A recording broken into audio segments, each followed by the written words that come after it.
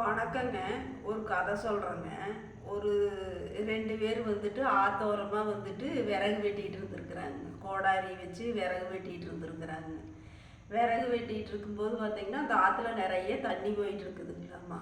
அப்புறம் பூமாதேவி பார்த்திங்கன்னா அந்த ஆற்று கரையோரம் அந்த பக்கம் உட்காந்து பார்த்துட்டே இருந்திருக்குதுங்க. ஐயோ பாவம் 2 பேரும் பாரு எவ்வளோ கஷ்டப்பட்டு மரத்தெல்லாம் வெட்டிகிட்டு இருக்கிறாங்க அப்படின்னு சொல்லிட்டு பூமாதேவி உட்காந்து பார்த்துட்டே இருந்திருக்குதுங்க. சரின்னு சொல்லிட்டு கோடாரி எடுத்துட்டு தண்ணியில் விட்டுருச்சுங்களாமா. சரி அவங்க எடுத்து இதை பொழைச்சிக்கிட்டும் அப்படின்னு சொல்லிட்டு தங்க கோடாரி எடுத்து இது விட்டுட்டு அப்புறம் பூமாதேவி போய் தேடுற மாதிரி தேடிட்டு இது யாரோட கோடாரி, தங்க கோடாரி இருக்குது இங்கே தண்ணிக்குள்ளே அப்படின்னு சொல்லிட்டு காட்டி ஃபஸ்ட்டாக வெட்டுறவர்கிட்ட கேட்டங்காட்டி இது என்னோட கோடாலி இல்லை, இதுதான் என்ற கோடாலின்னு சொல்லி அவங்க கோடாலி உண்மையான கோடாலியை தூக்கி காட்டியிருக்கிறாங்க.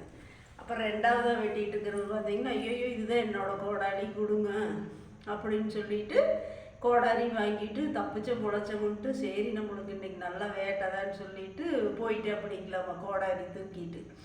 அப்புறம் பார்த்தீங்கன்னா அப்புறம் இவர் வந்து பார்த்திங்கன்னா அந்த கோடாரி ஏற்றது இல்லைன்ட்டு உண்மையை சொல்லிட்டு இவர் பாட்டுக்கு நடந்து வீட்டுக்கு போயிட்டு இருந்துருக்கிறாருங்க. வீட்டுக்கு போயிட்டு இருக்கும்போது பார்த்தீங்கன்னா அவர் வீட்டில் பார்த்தீங்கன்னா தங்க கோடாரி இருக்குதுங்களாம்மா. அப்புறம் இவர் பொய் சொல்லி வாங்கினவர் பார்த்தீங்கன்னா கோடாரி இல்லாமல் இரும்பு கோடாரி கையில், ஐயோ நம்ம தங்க கோடாரி தானே கொண்டு வந்தோம், என்னடா இப்போ மாற்றி இரும்பு கோடாரி இருக்குது அப்படின்னு சொல்லிட்டு ஆச்சரியப்பட்டுட்டு நின்றுட்டாப்பிடிங்களாம்மா அந்த இடத்துல. அப்புறம் பார்த்தீங்கன்னா அதனால தான் இருக்கிறதுக்கு மட்டும் நம்மளுதேதோ அதை மட்டும் தக்க வச்சுக்கணுங்க. அடுத்தவங்களுக்கு ஆசைப்பட்டோம்னா இருக்கிறதும் போயிருங்க. அவருக்கு பார்த்தீங்கன்னா அந்த கோடாரியும் சேர்ந்து போயிடுச்சுங்களாமா. இப்போ கோடாரி உண்மையை சொன்னவருக்கு பார்த்தீங்கன்னா தங்க கோடாரி கிடச்சிருச்சு.